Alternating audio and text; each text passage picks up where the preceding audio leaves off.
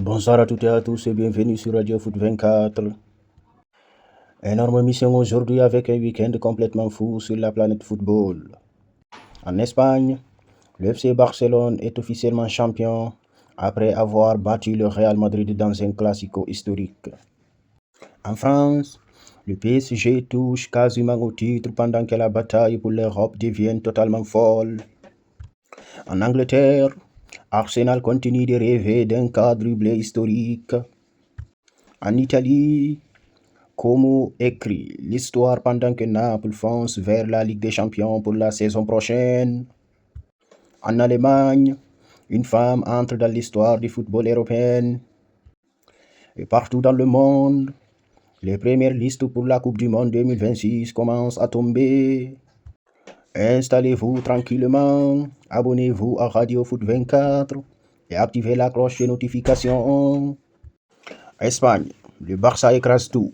Le grand choc du week-end était évidemment le classico entre le FC Barcelone et le Real Madrid. Et ce classico avait une énorme dimension émotionnelle. Quelques heures avant la rencontre, Hansi Flick apprenait le décès de son père. Malgré cette terrible nouvelle, l'entraîneur allemand a décidé de rester sur le banc du Barça. Le Real Madrid a immédiatement publié un communiqué très classe pour adresser ses condoléances à Flick et à sa famille. Mais sur le terrain, le Barça a encore frappé. Victoire 2-0 des Catalans face au Real Madrid. Et surtout, titre de champion d'Espagne officiel.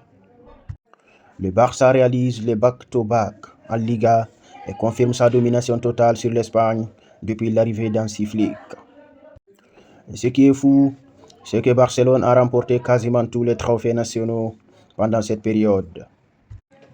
Alors que le club a beaucoup moins dépensé que le Real Madrid et l'Atlético. Au coup de sifflet final, Hansi Flick était à larmes. Je n'oublierai jamais cette journée. Une scène très forte émotionnellement. Évidemment, impossible de ne pas parler de Lamine Yamal. À seulement 18 ans, 3 Ligas, un Euro, une Coupe des Rois et 2 Supercoupes d'Espagne. Le phénomène espagnol continue d'écrire l'histoire à une vitesse complètement folle. Pendant ce temps-là, au Real Madrid, c'est la crise totale. Saison blanche, tensions internes, critiques de la presse espagnole. Et surtout, énorme rumeur autour du retour de José Mourinho sur les bancs madrilènes pour la saison prochaine. Selon plusieurs médias espagnols, Florentino Pérez aurait déjà entamé des discussions directes avec le Special On. Le chantier s'annonce gigantesque au Real Madrid. Direction maintenant la Ligue 1 française. Le Paris Saint-Germain s'est imposé 1-0 contre Brest au Parc des Princes. Résultat, Paris possède désormais 6 points d'avance à 2 journées de la fin. Et Luis Enrique l'a dit lui-même. Nous sommes champions à 99,9%.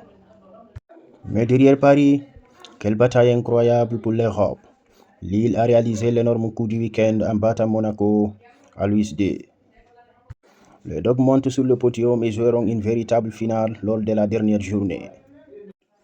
Lyon de son côté a chuté face à Toulouse et perd sa 3e place. Marseille a enfin retrouvé la victoire au Havre, mais l'OM ne disputera officiellement pas la Ligue des Champions la saison prochaine. Les Marseillais joueront leur avenir européen lors d'un énorme match face à Rennes au Vélodrome. Et attention aussi, en bas du classement, Auxerre a battu Nice et sort de la zone rouge. Nice devient barragiste. Autre information importante, Mamadou Sangaré du RC Lens remporte officiellement le prix Marc Viviane Foé 2026. Une immense fierté pour le Mali et pour Lens. Angleterre, en Premier League. Arsenal continue de croire à une saison historique. Les Gunners se sont imposés dans la douleur face à West Ham grâce à Leandro Trossard. Et Arsenal reste en course pour plusieurs trophées cette saison. Dans la lutte pour le maintien, Nottingham Forest maintenu, Leeds est maintenu aussi. La relégation se jouera désormais entre Tottenham et West Ham. Autre information marquante, Liverpool a inauguré un mémorial permanent à Anfield en hommage à Diogo Jota et à son frère André Silva. Un moment très émouvant pour les supporters des Reds Et côté mercato, Arsenal surveille très sérieusement Bradley Barcola du PSG. Italie, direction la Serie A. Como entre dans l'histoire. L'histoire incroyable du week-end nous vient de Como. Le club italien disputera une Coupe d'Europe pour la première fois de son histoire. Et quand on voit l'évolution du club, c'est absolument dingue. Série D en 2019, Série C, Série B, Série A et maintenant l'Europe. Énorme travail réalisé par Cesc Fabregas. Autre grosse information, Daniel Malin continue de marcher sur l'Italie avec l'AS Roma. Le Néerlandais est déjà le troisième meilleur buteur de Serie A après seulement 4 mois au club. Naples est proche de valider définitivement sa qualification en Ligue des Champions pour la saison prochaine. Allemagne. En Bundesliga, énorme moment historique.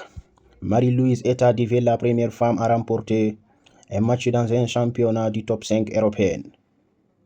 En tant qu'entraîneur, son Union Berlin s'est imposée 3-1 et elle entre officiellement dans l'histoire du football.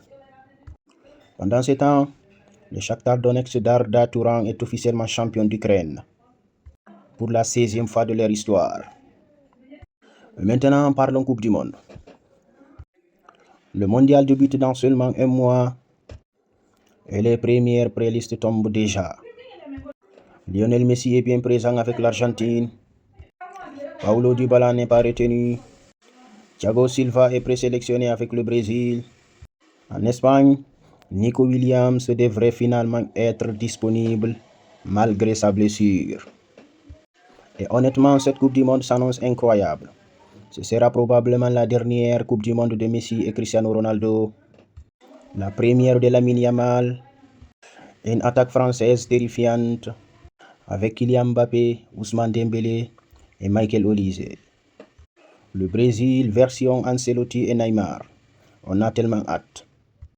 Les autres infos rapides. Neymar continue de briller avec Santos. Luka Modric pourrait prolonger à Milan. José Mourinho se rapproche encore du Real Madrid. Joao Cancelo a déclaré sa flamme au Barça. Thiago Motta est la priorité du LOSC. Federico Valverde serait poussé vers la sortie au Real. Rashford a raconté son coup franc contre le Real avec beaucoup d'humour. Et voilà les amis, c'était votre grand journal football mondial du 11 mai 2026 sur Radio Foot 24. Si cette vidéo vous a plu, lâchez un énorme like, dites en commentaire votre actu préféré du week-end, activez la cloche de notification et surtout abonnez-vous à Radio Foot 24 pour ne rien manquer de toute l'actualité football mondial. Prenez soin de vous les amis et rendez-vous très bientôt pour une nouvelle émission sur Radio Foot 24.